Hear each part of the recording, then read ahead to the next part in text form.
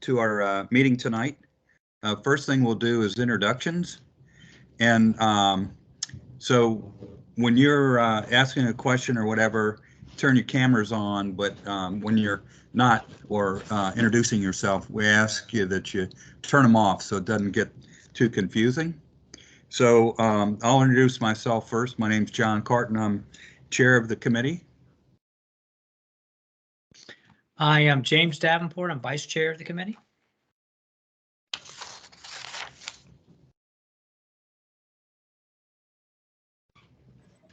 Ronald Decker, a member of the committee. Alexa Okay. Mavrodis, member of the committee and chair of the accessibility sub. Herschel Cantor, Okay. Herschel Cantor, a member of the committee and the accessible subcommittee. Okay.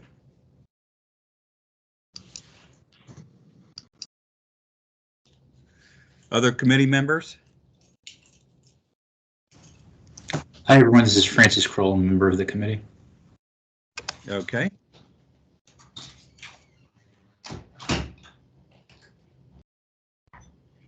Other committee members?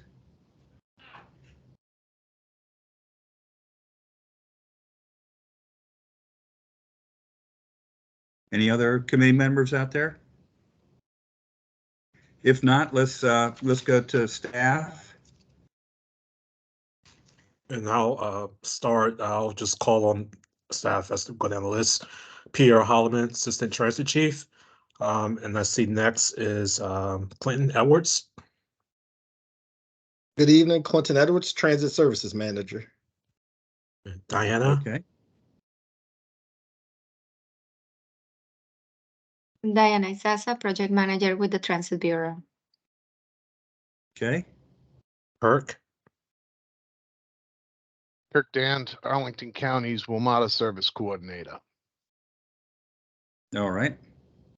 Lauren. Lauren Breyer, Transit Management Intern. Okay. Lynn.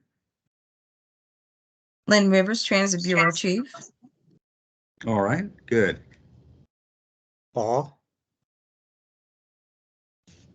Paul Mounier, Service Planner for the ART system. Okay. Robin.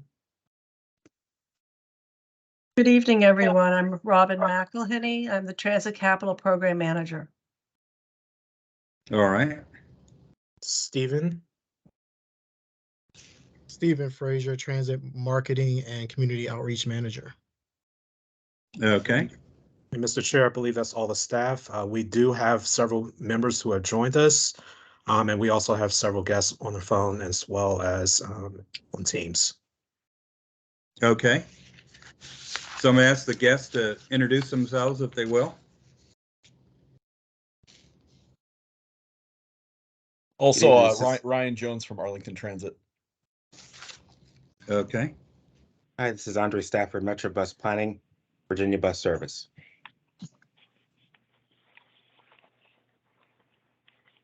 All right.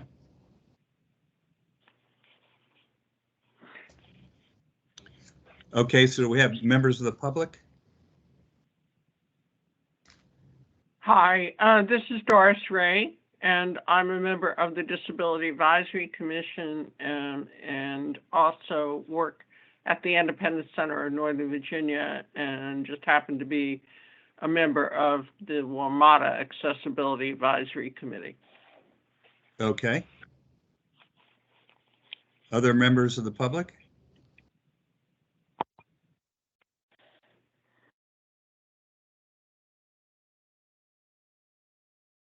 Okay, anybody else that has not introduced themselves?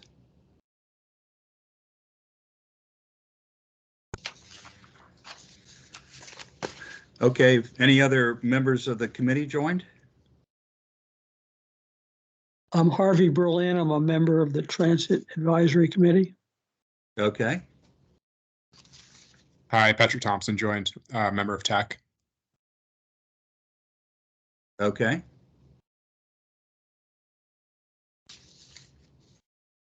All right, anybody else we missed out there? Okay, if not, let's go ahead and start the meeting. First item here is public comment. And this is where members of the public can comment for 2 minutes. And this is opportunity for the public to speak. Once we get into the meeting, we ask the discussion be limited to the staff and members of the committee. So would any of the public like to speak?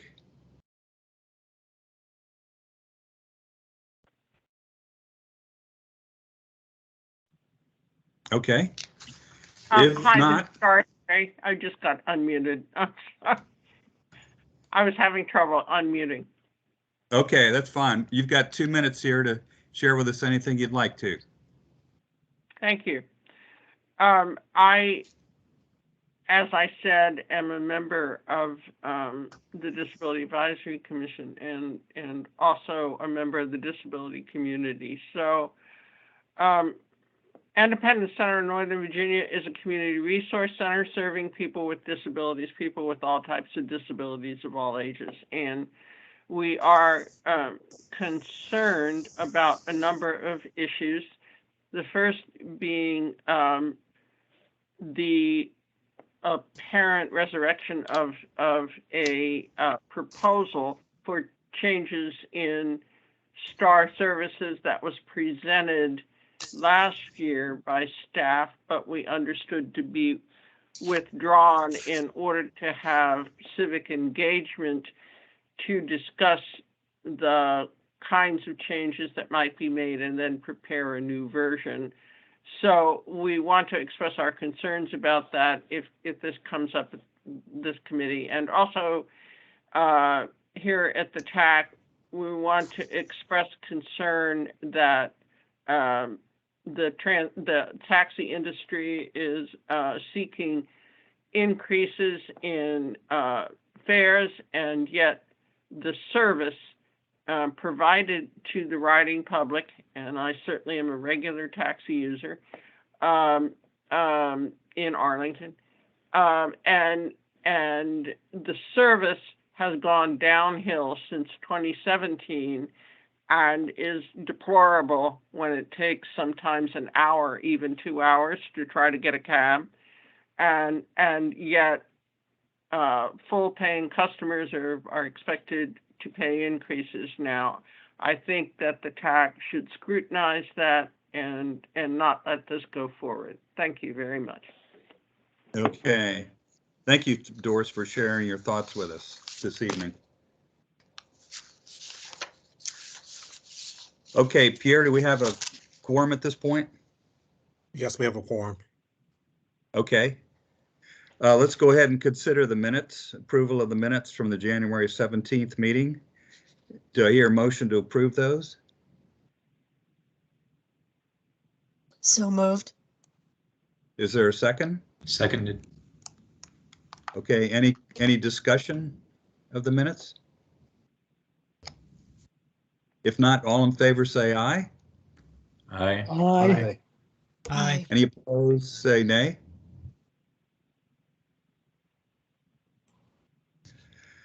Okay, so the minutes are approved. So let's go on to the next item here, which is introduction of the new transit services manager. Members of the committee. And Harvey, I'm going to ask you to, Pierre, Harvey, I'm going to ask you to turn your camera off, please, just so it isn't distracting. Okay, Okay, Pierre. I'm going to try to do that, but I'm having difficulty, but I'll do what I can. Thank you. Thank Okay. you. I just wanted to say, members of the committee, just want to introduce Lynn. She has some great news to share with everyone. So Lynn, the floor is yours. All right, thank you, Pierre. Committee members, I'm very excited to introduce our new staff member, our new team member, Clinton Edwards has joined us, is all of a week, 2 weeks old at this point. And we're excited to say that he has joined us as the Transit Services Manager with oversight of ART and STAR and all of the transit services that you see that's visible to the community. Clinton comes to us from DRPT, where he was the transit program manager for all of Northern Virginia. So has extensive background, but I'll let Clinton share a little bit more with you. But I just wanted to say that we're happy to have him here, that we were really beating the bushes to find a good person to fill some shoes and to join this team. So just wanted to welcome Clinton. Clinton? Well, that's great news. Thank you, Ms. Rivers. Mr. Chair, members of the committee, as has been stated, my name is Clinton Edwards, and I'm happy and proud to be serving as the Transit Services Manager with Arlington County. I had the pleasure of serving the Commonwealth of Virginia for the past 6 years prior to this assignment with the Virginia Department of Rail and Public Transportation, and previous to that, was serving 10 years in the greater Richmond area, the River City community at GRTC Transit System in various roles. And I cut my teeth in public transportation, down in Southwest Virginia at Blacksburg Transit. Go Hokies. So it's a pleasure to be here tonight. Thank you all for having me. And I look forward to working with each of you all to continue to improve transit services in Arlington County. Great. It's great to have you with us here, Clinton. And I know the staff there, Lynn and Pierre and all them, are glad to have the additional help. They've been having to wear a lot of hats here recently. Okay, so welcome aboard. Now, our next item is future of TAC meetings on hybrid and virtual. So good evening again. At the last TAC meeting on January 17th, a poll was sent out to note the preference for future meetings. As previously noted, there are committees that are meeting either 100% virtual, or some meetings are hybrid and virtual. Based on the feedback we received in the poll, there were 7 votes in favor of doing future hybrid meetings and 5 in favor of staying all virtual. At this time, the TAC can have a discussion on what potential meetings shall be hybrid in the future, because we do need to coordinate in terms of rooms available, as well as getting staff resources to help facilitate those meetings that are going to be at the county's Bosman Government Center. Additional poll could be sent out to the TAC members, or the TAC could have a quick discussion tonight about it. The future upcoming TAC meetings, as noted, are May 9th, 2023. The July 18th meeting is in person and is exclusively part of the annual Transit Capital Project Tour. So the options for future hybrid meetings include May 9th, 2023, September 12th, 2023, and November 14th, 2023. We did receive one member did note a preference to have one meeting, and that's the November 14th, 2023 meeting. But the floor is open to the TAC itself tonight, or noting if there's a preference to do a poll, that's fine. I can send a poll out to get feedback, or you all can have discussions this evening. Okay. I would agree with the majority, 7 that voted in favor of hybrid meetings. Okay. I don't have a strong preference either way. I think I've been impressed with how well the virtual works. And I think maybe there's times when that helps improve our attendance, but having hybrid, gives people both options. Pierre, are there any particular meetings besides, certainly our Transit Capital Tour that you would recommend we have as hybrid? I would suggest the TAC make that decision. As noted, a member has noted that November 14th is their preference, but it's good to hear feedback from others. For those who voted in favor of the hybrid, any suggestions, and like I mentioned, I can send out a poll if no one has any suggestions tonight. I can send out a poll just to get feedback on what potential future meetings that we want to set aside as hybrid. I would make a motion that we have hybrid meetings as the majority has voted. I'd make that motion, please. Okay, there needs to be a second for that. And just to clarify, this motion is to say that all meetings should be hybrid? Yes.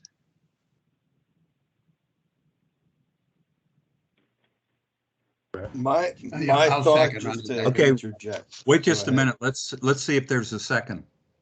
I will second it. Did you hear me? No, okay, thank you. Okay, go ahead. Sorry, I was just gonna say, I mean, my thought is we try to do, one meeting this year in the hybrid environment, either the September or November, just to give everyone sufficient time on the county end and see how it goes. Right, and I would join with that suggestion that maybe we do the September meeting hybrid. I know that, as I understand it, the hybrid takes a lot more work for the staff in terms of, making sure everything goes smoothly. I've also noticed that in some hybrid meetings I've been in, where I've either been at the meeting or, been virtual, that sometimes it's hard to coordinate the discussion so that everybody can hear and see the same things. So those are my comments.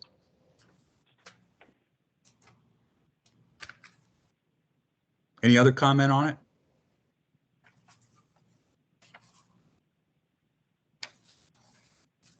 All right, so we have a motion on the floor, and let's see, the motion, once you repeat that motion again, Harvey. That future meetings and we could, if the next one takes more time to arrange, but after the next one, after the next meeting, subsequent future meetings be hybrid. You're saying all meetings? All meetings except for the next meeting to give time to prepare that. So for all meetings of the TAC except for the next meeting would be hybrid. The next meeting could be only virtual. So what you mean by that, Harvey, is that everyone can choose how they attend, or do you mean something Yes. else? Yes, Okay. that's correct. Thank you. Okay. So why don't we go ahead and vote on this if there's no other discussion? So the motion is that all meetings would have the hybrid option, which starting with the September meeting, because it wouldn't be the May meeting and it wouldn't be the July meeting. Is that correct? Yes. Okay. All right. All right. So all in favor of this, say aye. Aye. Aye. Aye. All opposed, say nay. Nay. Nay. Could we do a roll call vote, Mr. Chair? Yeah, let's do that, Pierre. Why don't you go ahead?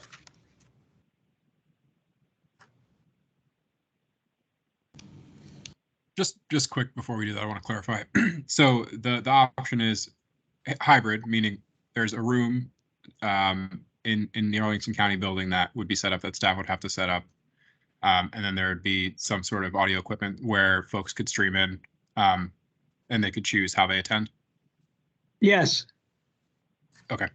And so what we're voting on is that hybrid model, and then the alternative is either is that we continue to do it virtually. Yes. Only virtually. Okay. Yes. Just to clarify, the motion is for all future meetings outside of the May TAC meeting and the July TAC meeting to be all hybrid. There was also comment of having select meetings throughout the year as hybrid and not all meetings. The motion was what you stated at the beginning, that future meetings, not in the next two meetings, would be virtual only as they have been in the past, and subsequent meetings would be hybrid. Okay, I'm voting nay just because I want to have some flexibility here on which meetings we choose to be. I'm voting hybrid. yeah. I'm voting yay. Yes. Okay, I gotta just go down and do the roll call. Sorry about that. Alexa. Aye. Francis. Aye. Harvey. Aye. Yay. Herschel. Abstain. James. I Yeah, let me say that I've been on this for 20 years. It's hard for me to believe that I won't be rotated off, but so I don't think that I ought to vote. You can still vote, Harvey, because you're on the committee now. Yeah, but it's for other But you people. can choose whatever you want to do. I abstain. Okay. James, Nay. John, Nay. Andrew, Nay. Ronald, Aye. and Patrick. Nay. We have a stalemate. Okay, well, the motion doesn't carry them. It doesn't carry. Okay, so as it stands now, our our May meeting will be virtual. Our July meeting will be in person because we'll be touring projects. And then our September meeting will be hybrid. And then we can figure at that time how we want to proceed after that. Does that make sense? Yeah, that makes sense to me. Yes, it does. Yes. Okay. Okay. All right. Good. All right. Well, let's move on with our next project, which is South Georgia Mason Drive. I'll turn the floor over to Leah. She's going to be presenting tonight. Okay.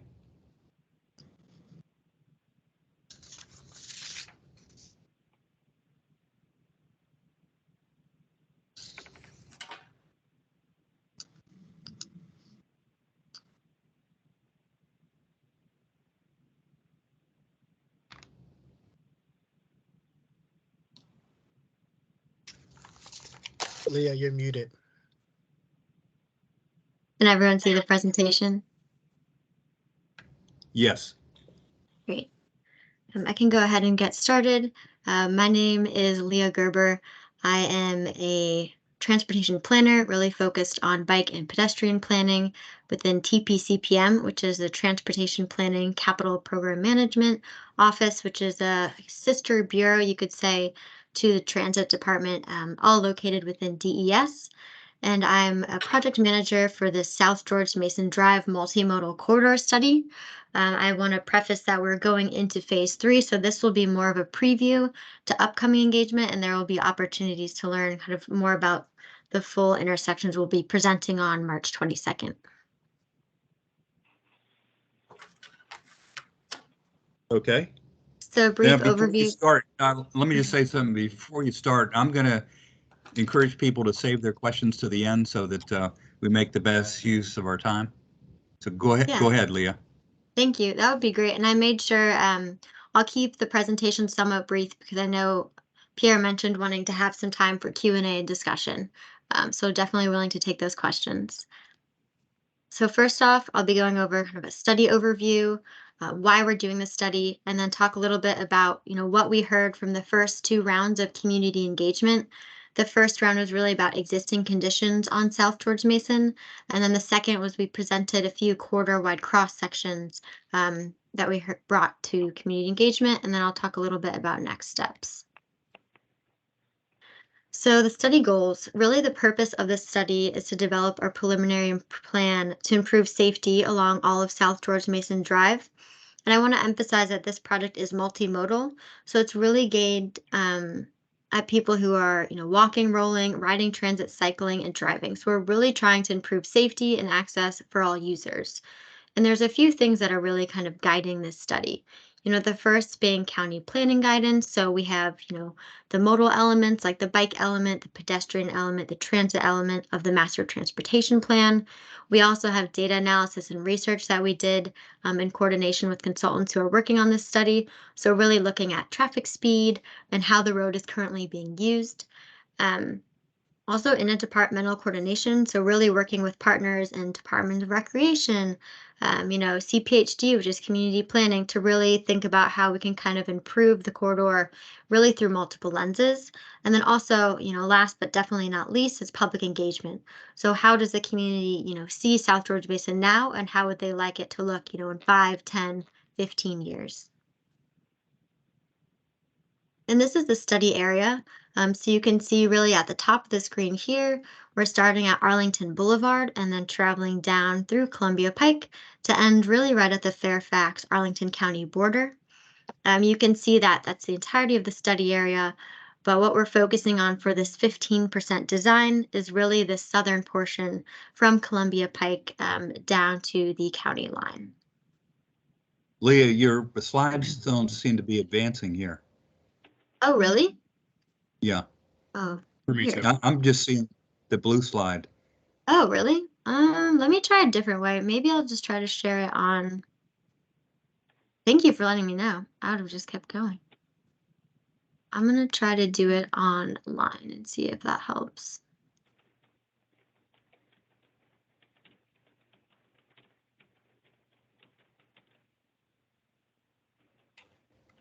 What about now? Okay, that's good. The Now we last can see slide it. for some reason. 1 second.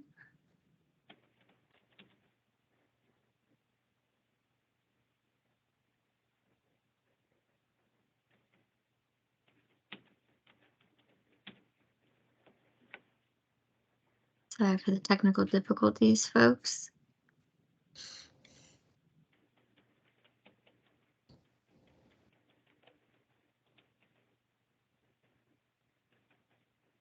Can anyone see my screen now? Not now. No, we can't. No.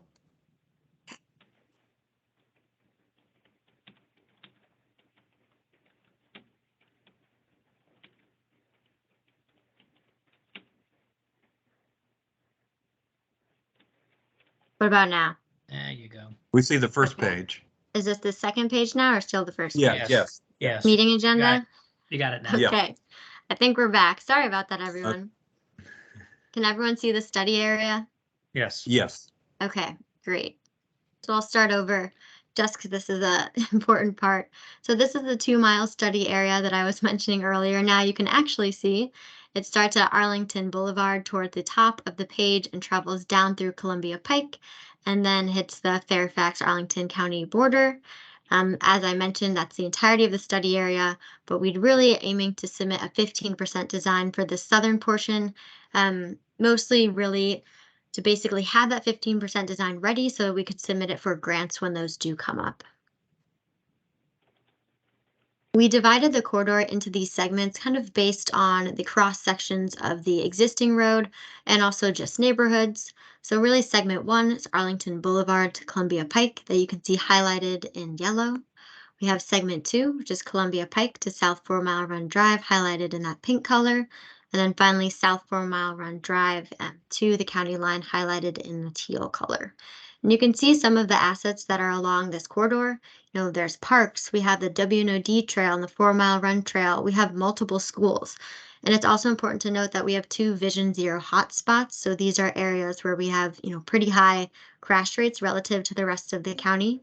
And these are at the intersections of Columbia Pike and South 4 Mile Run Drive. So before I kind of get into some of the details, I just want to touch base on, where we came from and where we are now. You can see from the beginning of this timeline, in fall, winter of 2021, really DES and DOT staff identified the need to make improvements on South George Mason Drive, but we needed to study it further. So this study really kicked off in April 2022. We had a virtual meeting, we had online engagement and walking tours, and that really focused on existing conditions. So what was out there, what did people want improved, all from a bike, ped, transit, and driving standpoint. And then we moved on in summer or July 2022 to an in-person community workshop. We also had a virtual meeting to really focus on cross sections, so what the roadway would look like with sidewalks and buffer space and bike lanes.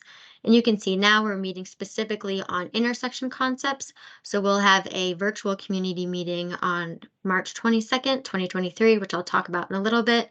And then we'll move forward with commission briefings, with the ultimate goal being to submit grant applications using the information gained from the study and move forward with eventual capital projects. So this is what we heard kind of from the first engagement. And the reason that this is relevant to today's discussion is because I want to show kind of the overlap between what we heard from the community and then what we'll be, presenting for intersections and what we're presenting for cross sections as well. So like I mentioned, we had kind of a variety of engagement opportunities. The community kickoff meeting, we had some good walking tours, and we got quite a bit of feedback from the online questionnaire with about 404 responses.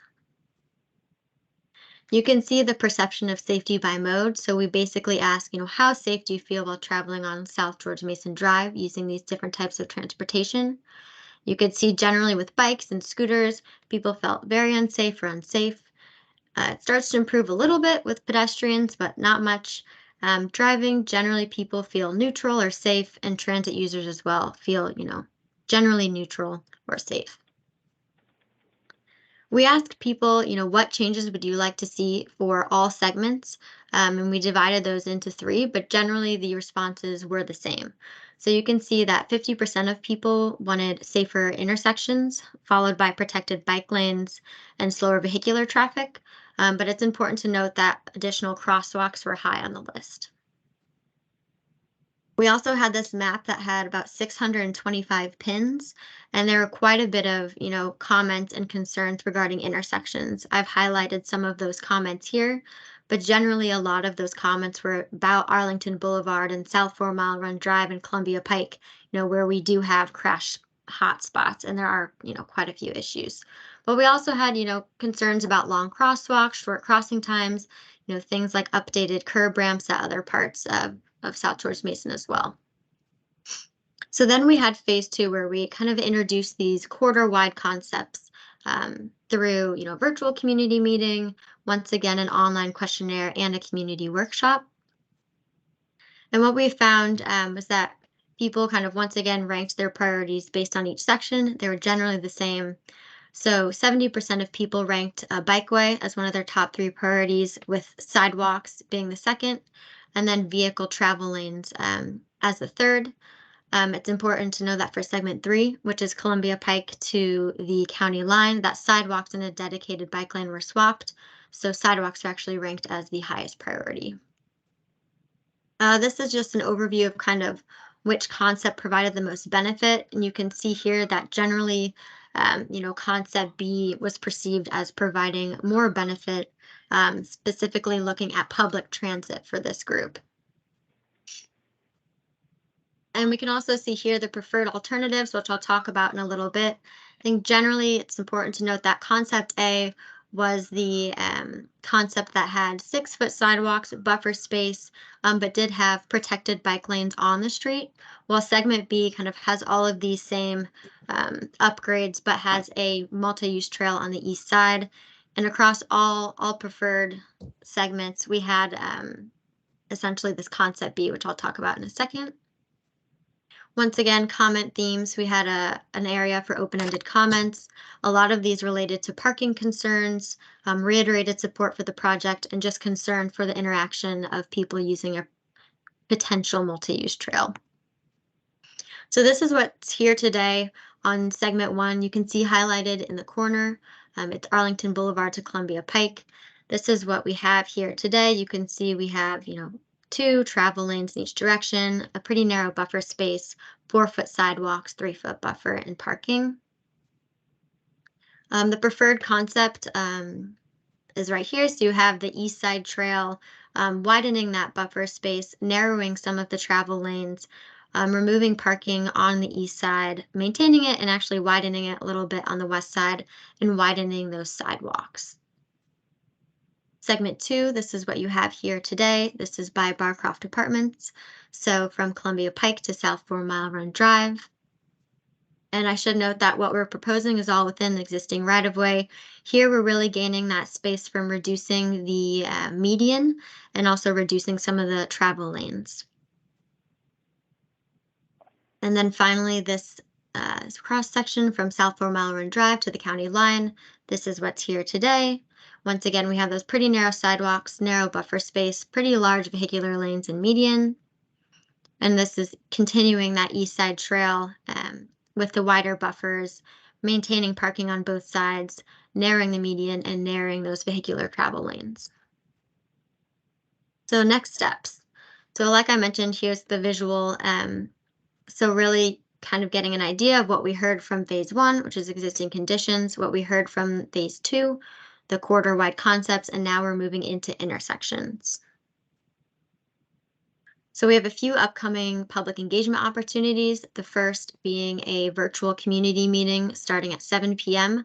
on Wednesday, March 22nd. It's important to note that, we will be uploading those slides in multiple languages to the website, and there will also be a Spanish language presentation. On that same day, the 22nd, there will be an online feedback form that'll be open for comment. That's a really great way to just kind of let us know your input, and we'll be taking all of those into account. Then we'll also be having 2 pop-ups at Barcroft Apartments. Feel free to stop by those if you'd like, and we may have some pop-up events along the WNOD and other locations based on weather. If you have any questions, feel free to contact myself. Here's my email information, or Nate Graham, who is working on public engagement for this project.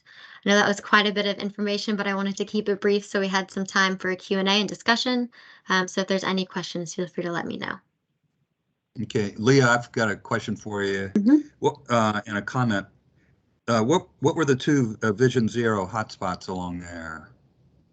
Yeah, the first one is, I can go back actually. No, you can just tell me. Yeah, you can go Okay. back. Go back would be good. I'm just trying to save time.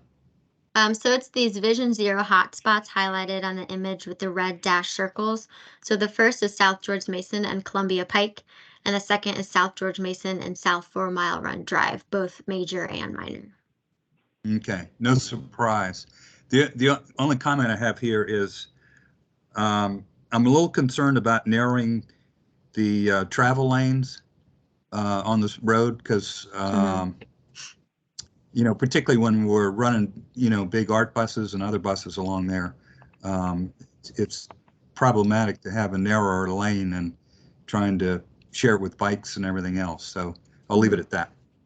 Yeah, it's a great point. We've worked with transit to ensure that the outside lane is always 11 feet, which is the minimum for transit. And the hope is that if, we have a trail on the east side, that would really eliminate the need for bikes to be in the travel lanes, and they would all just use the trail. So it would eliminate conflict, hopefully, between transit and cyclists. But that's something we'll keep in mind. Okay, good. Other questions for Leah? Leah, this is James. I noticed that the cycle track, I think it was from George May, not George, from 50 to Columbia Pike. Is that correct? The cycle Yeah, track? Arlington. Okay. and It'll be a multi-use trail. Okay. It does kind of look Oh, cycle okay. track-esque in this because of the dash lines, but it'll be a trail, similar to, I guess, a little more narrow than the Custis. Okay. And that'll continue the entire corridor? Yep, on the east side. On the east side, okay. Or northbound side. Okay. Okay, thank you. How far does the Okay. corridor go to, how far does it go towards, when you're going towards Route 50? How far does it go towards Route 50? Yeah, so it crosses, so it'll stop. So basically, the thing that we're trying to link to is the Arlington Boulevard Trail study that's being worked on now. So the goal would to be connecting this proposed trail to the improved Arlington Boulevard Trail. But we do have pretty broad intersection concepts for how to get across Arlington Boulevard. The timeline on that is a little different than the other intersections because a lot of it would depend on when VDOT would plan on redoing the bridge at Arlington Boulevard. Thank you. I would just share the concern expressed by the chairman of the TAC about the reducing the width of the travel lanes. Okay. Thank you for your information. Thank you. Okay, any other questions or comments? Mr. Chair, we do have a question in the chat from Mr. Thompson. Do narrow lanes also have the benefit of slowing traffic down? If yes, this could help reduce accidents. Yeah, definitely. That's a great question and comment. Yeah, the point of reducing lanes is to slow down traffic and then also to reduce the amount of space that pedestrians have to cross in order to cross South George Mason. But we're definitely hoping that, that will serve as a traffic calming measure. And that's something we're doing in other areas as part of Vision Zero. Okay, great. Let's see, Steve Frazier has a question. Yeah, so I just was curious about the speed limit. How much would it be reduced to? I think we would have to once again use and reference the multimodal toolbox that was made as a part of Vision Zero, and that's something we touch on kind of in this upcoming engagement. Right now, there is a slow school zone at Wakefield, which makes it 20 miles an hour at certain times of the day when school is getting in and letting out. I think the ideal would be to maybe try to get 25 on this road. We looked at speeds here, and generally people were going about 10 miles over. I think a lot of it's due to topography. You have some hilly areas where people are going down really fast. You have some curves people are taking quite quickly. So I think the ideal would be 25, but honestly, I can't speak to it until the engineers can kind of run their analysis on that. Okay, great. Thanks, Leah. It's due to time, I think we better move on here. So we'll look forward to further updates on this in the future, Leah. Thanks so much. Thank you. Appreciate it. All right, the next item here is the Arlington Transit and Star Online Data Dashboard. Lauren? Hi, everybody. I'm Lauren. I'm with Arlington Transit Operations Team. I'm going to start by going over the Arlington Transit Service Data Dashboard. We've heard your concerns on having visualized data accessible online.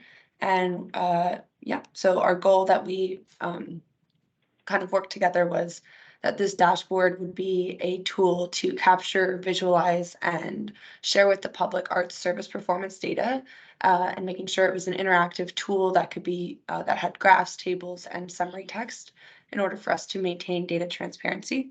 So first, I'm going to go over how we use it, and then and how the public will use it, and then we'll go into some future discussions and opening it up to questions at the end.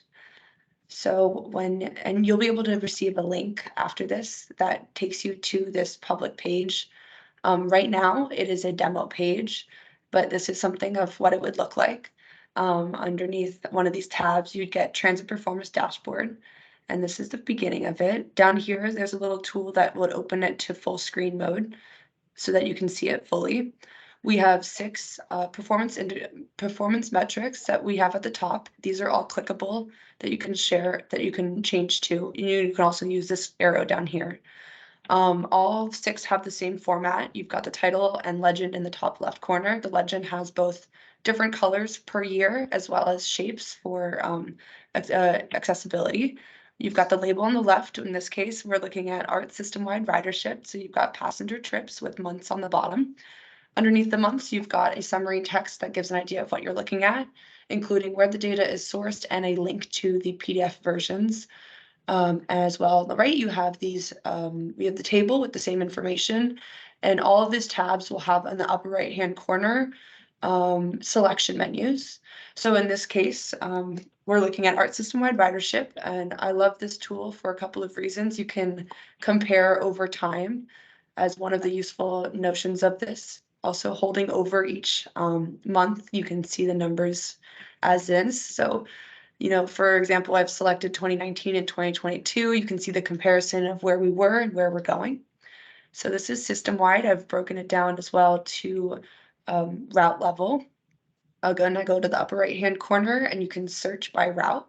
So if you want to look at 41, it'll change in real time, and the legend will also change. So let's say we're looking at years. Again, I like doing the 2019, 2022. You see 41 over time. Let's see, then we have service efficiency is another metric. This is, again, selectable by year. On-time performance is another indicator. Currently, because we have all routes selected in the top right selection pane, we are looking at system-wide on-time performance. But if you'd like to look at a specific route, you can select, Route 41, and again, it will change in real time. This is also illustrated in the bottom section. Select all for system-wide, select for individual routes. So it's, again, we are open for any feedback that you have in terms of the usability. And you can hover over to see the different years and their percentages. We've got miles between road calls as a measure, and as well as star ridership over at the end. So we have these 6. We have a couple of plans going forward to include a little bit more metrics. We wanted to add more service performance metrics. We also want to phase out some of the PDFs and look at the timeline on what that's going to look like, and create a channel for customer feedback as well as your feedback. So if you have any, now is the time we'll have some open-ended question time.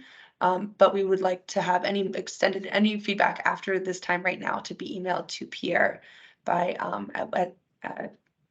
March 24th. So is there Okay. any questions? Yeah. Yeah, Alexa's got a question for you.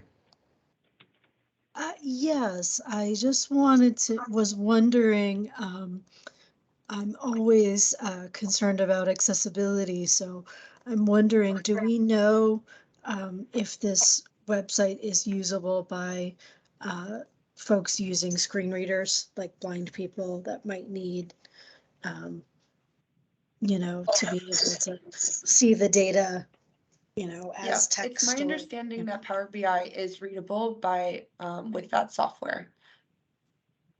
I am glad that you thought about that. I don't have it myself, so I can't test that theory, but I'm glad that that was something that you guys considered, because sometimes I see websites that are gorgeous and then I ask about that and people are like, what? So Yes, I'm gonna double check on that, and as we go forward, when we upload it to the website, we want to ensure that it maintains that ability. But it's to the best of my ability at this moment that it is readable with the giving audio to the visuals. Yeah. Thank you. Okay. Any other questions for Lauren? Okay. If not, Lauren, thank you very much. That's really great to see. Like that interactive nature. Okay, so the next item here is Arlington Transit Strategic Plan Update and what's to come. And Harvey, I'm going to ask you to turn your camera off again. Good evening, Paul Mounier with Arlington Transit Bureau. Okay. I don't have a presentation. I'm just going to real quickly run down some of the key dates that are coming up with the Transit Strategic Plan. We're working right now on finalizing the recommendations that we are going to put out to the public for public comment. We have a virtual meeting on March 23rd that is going to start the second round of public outreach for the Transit Strategic Plan. As I said, we are finalizing the recommendations and taking those to the public for comment to see if we have, based on the research and previous public outreach, captured what the needs of the community are. So March 23rd, that kicks off. There's going to be a series of pop-up meetings around the county. At least 16 meetings is what we're planning for right now to get out into the field and meet people on the street where they are. I thought it was successful in the first round. And then once that closes, we will be taking the comments. reviewing our recommendations and making adjustments to the plan as needed. If we do have any misses or we overlooked anything, or if there is just disagreement with what we're recommending. After that, we develop a constrained financial plan for over the next 10 years, how we're going to provide service, and the board will approve that in probably very late summer, early fall, August, September timeframe.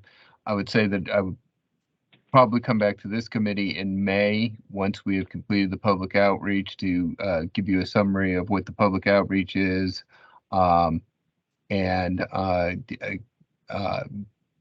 discuss how we may change recommendations.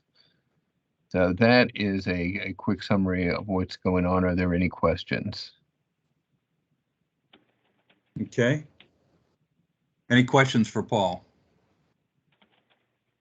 Paul, I got one question for you. If you could just sort of briefly describe what a couple of those pop-ups might look like in terms of the people you're reaching and where you're reaching them and so forth. I know one of a couple of the locations that we went to previously and that we're going to return to is Dinwiddie and Columbia Pike. That is a major hub for us and has some of our most important routes originate there. Shirlington Transit Station. I'm trying to think. Columbia Pike at Glebe Road we went to. We will be doing some in the north. We're working on identifying locations up in the north part of the county to hold some meetings. But essentially it's a group of us go out, probably a group of 4. We should have iPads with the questions on it that will be also on the same questions that we'll be asking via an online survey, but actually getting out and talking to people and asking them, if they want to provide input. Okay, good. All right, other questions for Paul? So there's a question in the chat about having Spanish speakers. Paul? Yeah, for every pop-up that we go to, we do have someone that will be with us that speaks Spanish. That was extremely important in the first round. Also, all materials will be translated into, I think, the 5 major languages that APS recognizes being spoken in the schools. So there will be multi-language materials available. But we will have a Spanish speaker with us in the field at each one of these pop-ups. Okay, that's good. Okay, other comments or questions for Paul? Okay, if not, let's go on to the WMATA subsidy and 16M update. Hey everyone, this is Kirk Dan, the WMATA service coordinator for Arlington County. Just to start off with, I want you guys to know that all the budget material can be found at wmata.com/budget. There were 3 hearings last week that were one was in Maryland, one was in DC, one was in Virginia. And then on Friday, there was a virtual hearing where the public was able to comment on the proposed budget.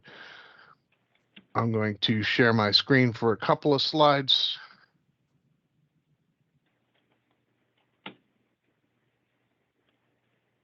So I was asked to speak about the should be able to see the slide now. Can you see it? Yes. Yes. All right. So I was asked to speak about the subsidy, and I took this straight from the budget book. Last year's was around $80 million. This year, our base is 83.3. There's 2.2 in legislative exclusions. Those exclusions are the Potomac Yard Rail Station, and the improvement of bus service. One is the B2 in the District of Columbia. The next is A12 in Maryland, and then the much anticipated 16M. Andre was kind enough to give me an updated version of the. Can you see the map? Yeah, we can see it. Okay, Paul, so turn your camera off. Andre was kind enough to give me the updated version of the path of travel for the 16M from in the budget book. It has it going down 18th, but they're going to have it go down 15th Street to start off with. It is in the proposed budget for 12 minutes all day.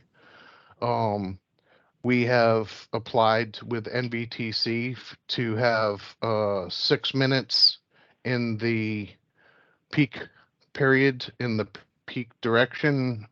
That's one of their caveats for the commuter choice program, because it's the intention of it is to reduce the cars being used for commuting. So that we did apply for that. They are in their technical reviews right now for the selections. There's some back and forth going on, and if awarded, those monies would be available as early as July 1st. Now, one thing to keep in mind is WMATA has a driver shortage, or otherwise known as operator shortage. So WMATA signed the general manager signed a letter of support with the caveat that the budget is approved, because this is in a proposed budget. The board would need to approve the budget with the 16M in it. And that would generally take place, the approval will generally take place in April. And then the second caveat is that they would overcome the driver shortage. And once that happens, then we could hope that at the next union bid that they would have that part of the bid or part of the pick, depending on what you want to call it, and that they would then have those increased frequencies available.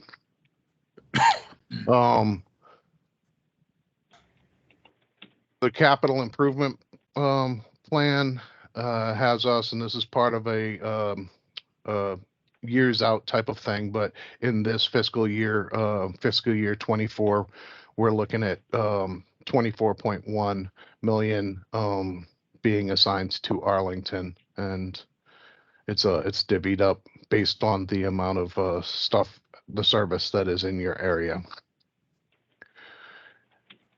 And I'm going to now open it up for questions, which I haven't had time to do in the recent past because my presentations are so long. So what can I answer for you guys?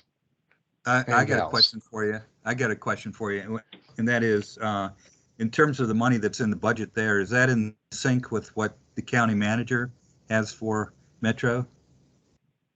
I believe that these are the numbers that were provided to the county for their proposed budget. How does the proposed FY24 amounts for the 85 million and the 24 point, how do they compare with the previous year's budget? So the previous year was 79.6, basically 80. And then there were exclusions on that as well. So every year, what happens is there's some legislation in effect that says that the Commonwealth can't exceed 3% growth. And then what happens is the Commonwealth's total amount is generally changed by 3% in the upward state, and then it's then divvied by the amount of service that's in your area amongst the sub-jurisdictions like Alexandria, Arlington, City of Fairfax, Fairfax County, City of Falls Church, and Loudon. Loudon is in the mix now because of the new rail stations. So there's a 4.7% increase this year to Arlington as a subjurisdiction. And how does the 24.1 million compare to what it was in the previous years? I don't have that data in front of me, but I can get it to you. Thank you. Because we just the CIP or the CFA, the agreement was just went into effect last year, so I'd have to look back at what last year's stuff was. Thank you. Okay, Kirk, I got another question for you, and that is, how's the ridership holding up on the Silver Line? And then secondly, when does it look like a Potomac Yard station will be opening? The second one's an easy one. It's May. Okay. We're not sure whether it's going to coincide on the exact same date or not. It would be great if it did, but the yellow line is also going to be opening in May. Okay. The Silver Line ridership is still going leaps and bounds. And I want to say that, let's see, yeah, last week I was at a board meeting. They said that the ridership was once again at an all-time high. So we're still obviously not to pre-pandemic, and that's not forecasted to happen until after 2025. I believe this year's ridership overall, where it's being budgeted at 70% of, so 30% lower than what the pre-pandemic ridership was for revenue purposes. I believe in 2025 they're looking at 75%, and then hopefully after that things will start getting back to normal. But there's some speculation as to whether the pre-pandemic levels will ever be seen again, because of the amount of telework that's being done, and especially with the federal workers. Mm-hmm. Well, this Silver Line, has a unique niche in that it's strong connection to Dulles, and people I talk with are really excited about, if they have a flight out of Dulles taking the Silver Line, being able to get in and out that way rather than pay $75 for an Uber or cab or something like that. So right. And one thing that I do want to bring up is that starting in June, they have to replace the guide rails on the orange line. So the end of the line will be Ballston, and then there will be shuttle buses that will then take you up to oh man, the next stop after the next stop on the Silver Line after East that. Falls Church. Oh. No, East Falls Church. No. Let's see. East Falls Church is going to be shut. West Falls is shut, and then what's the when the Silver Line breaks off? We're going to be it's the going next between up Boston and by McLean. Tyson's. It breaks off. Which at one? East Falls Church. McLean. McLean. Yeah, sorry. So there'll be a shuttle bus from there to what he said. Okay, And that's good. that's going to be taking Boston. place through July. So there'll be all of the affected stations that are shut will be having shuttle service. Okay. Other questions for Kirk? Okay, I've got one more for you, Kirk, and that is that original proposal in DC for free bus in the city. What's the status of that at this point? I've not heard anything recently. Andre, have you? Right now, everything's on hold regarding the DC free fare and 24-hour service. Okay. So the official word is, to be determined. Okay. All right. Other questions for Kirk?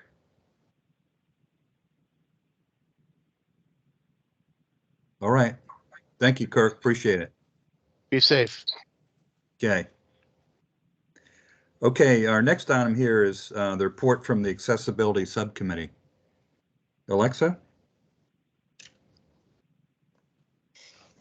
Hi, everybody. I mostly am a little bit concerned. We have been told we still don't know when public engagement exactly is going to be for the STAR proposals, but we have heard at our last meeting that apparently what's going to be considered are the proposals that were put out last year with no amendments to them.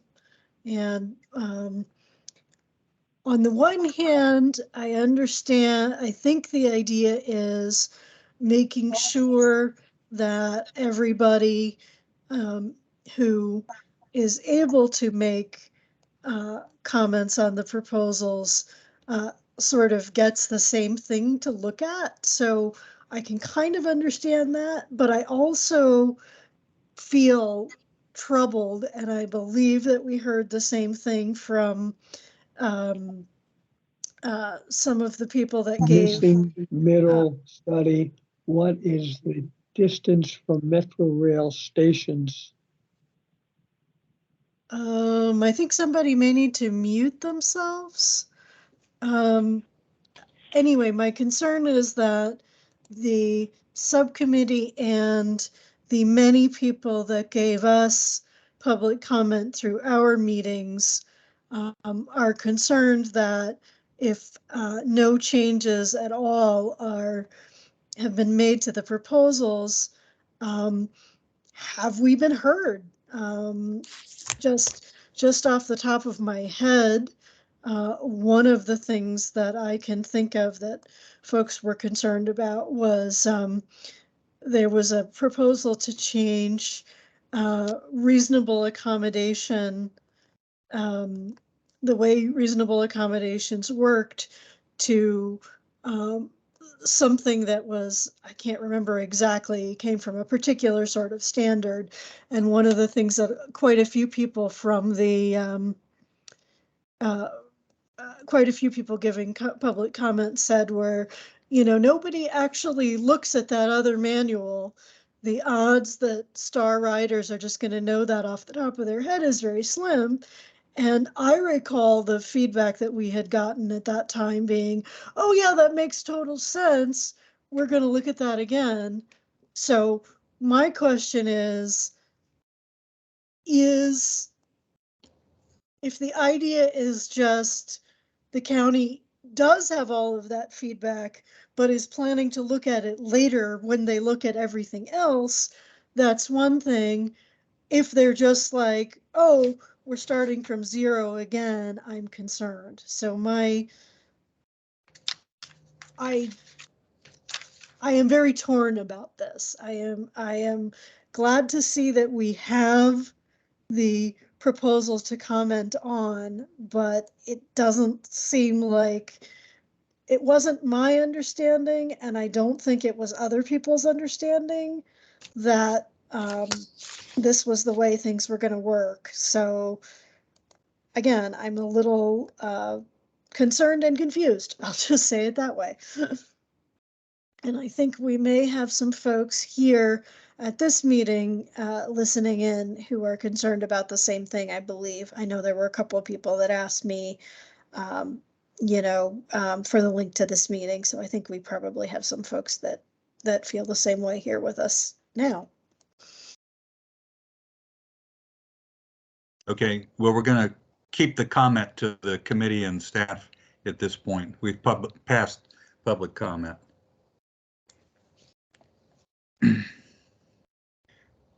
So what else did you cover at the meeting today?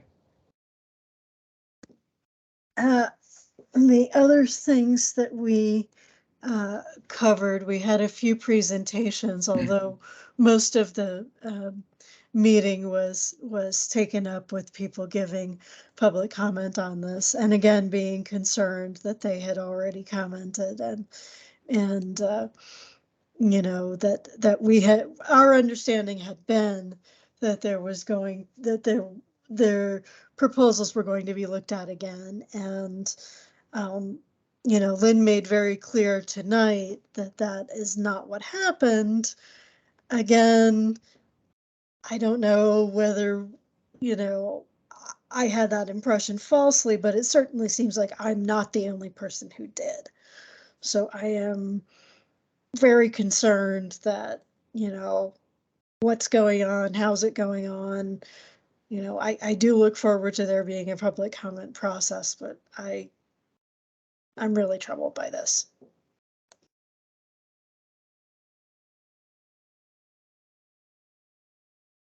Okay, anybody else on the committee like to comment?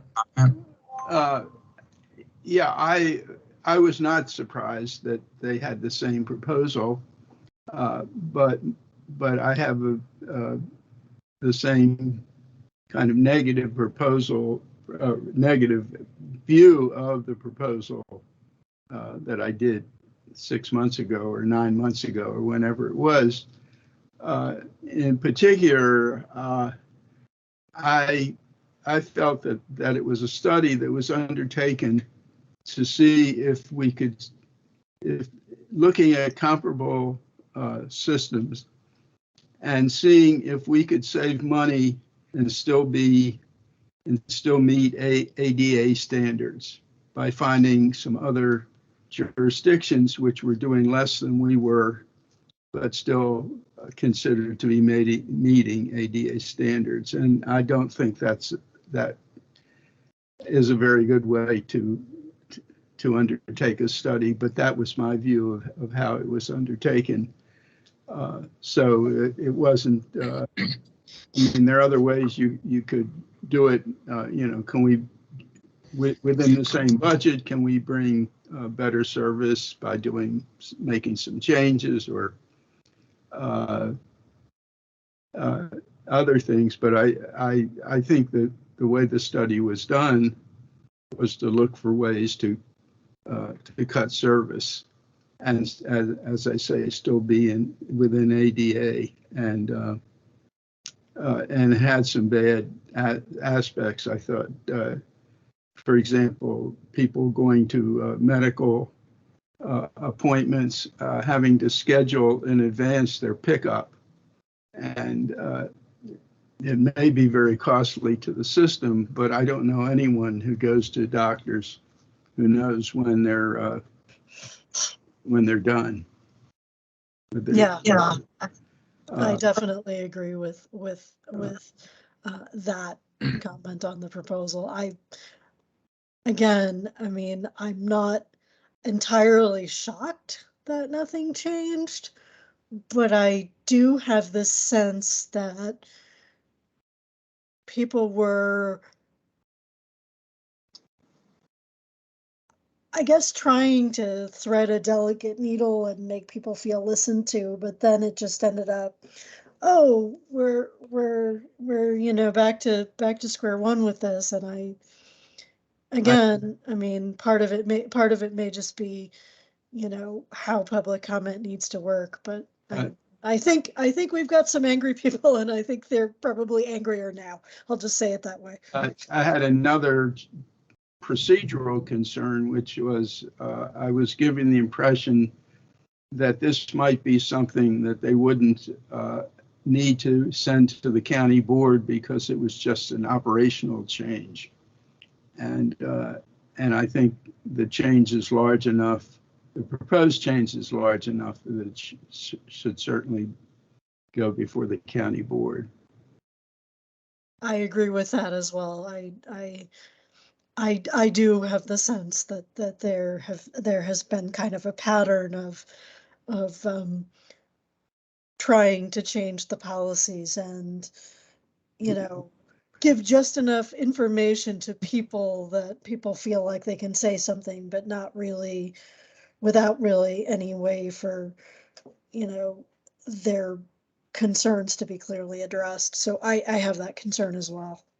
And the Commission on Aging did send a letter to the county board on it, and I can I'll share that with John, and you can decide whether it should be distributed or not.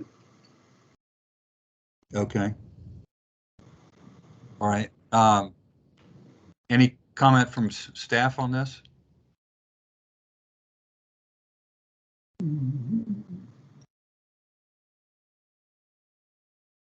Yes, I can respond and actually share the same information that I shared during the previous accessibility subcommittee. That no, we hadn't changed the proposals because we'd only shared them with the committees, and that our next step was to take it to the public for public engagement. And as we all know, there was change in staff, so we just literally halted everything. We did not change anything about it and thought it would be fair to share it with the public at large to get feedback. And again, these are recommendations, these are proposals, and that's all they are right now. And I think there's some concern that there were changes underway that we would not listen to or react to feedback. And without having the public at large giving feedback, we would be doing a disservice. So that's literally where we are right now, is to do public outreach, just as you heard with regards to the South George Mason Trail and those changes. We have to go through the same public comment period, and that hasn't happened yet. And so that's what we believe is right, and is the next thing to do. Okay. Thank you, Lynn, for sharing that. Sure. Okay, any more discussion from the subcommittee? I have nothing additional. Okay. All right. Yeah, I don't really either. I mean, I don't think that staff are in an enviable position. So, you know, I hate to sound like I'm picking on them, but at the same time, I can understand why people are concerned, and I'm a little frustrated myself as well. So. Okay. Well, I'm glad Lynn could share with us about where they are in the process, and sometimes the processes do take quite a while. So we'll look forward to reports in the future as the process continues on this. Understood. All right, Thank next you. item here. Thank you, Alexa. Next item here are TAC charter changes.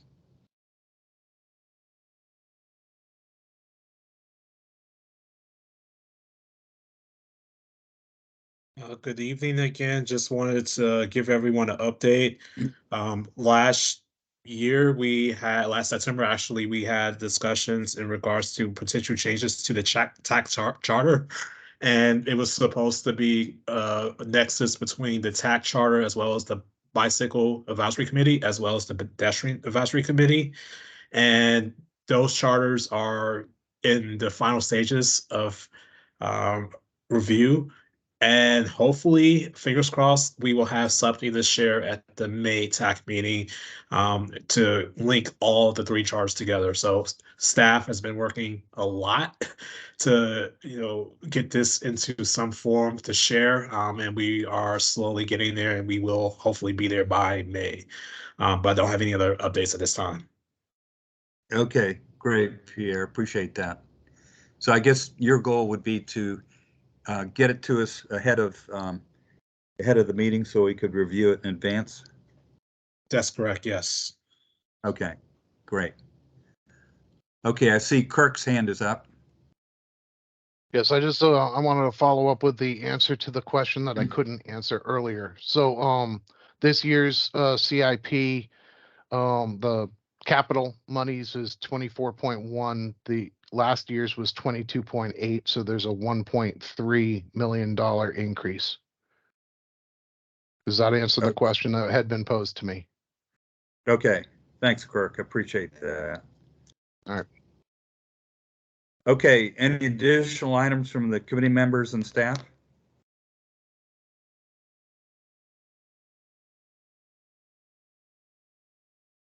Okay, so hearing none, our next meeting is going to be May 9th, and that'll be a virtual meeting.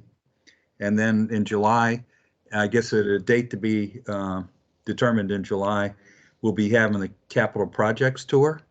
And I just want to encourage everybody to try and go on that tour if you're at all possible, because it really is fascinating to get out there and see these projects firsthand and hear from staff how, how things are going and what the plan is, and be able to, see them firsthand. Nothing beats a field inspection trip, as we used to say.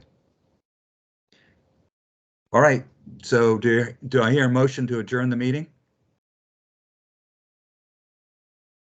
So moved. Is there a second? Second the motion. Okay, all in favor, say aye. Aye. Aye. Aye. Okay, thank you all very much for participating tonight. It's been an interesting meeting. I look forward to seeing you soon. Thank you. Thanks, everybody. Thank you. Thanks. Thank you. Thank you.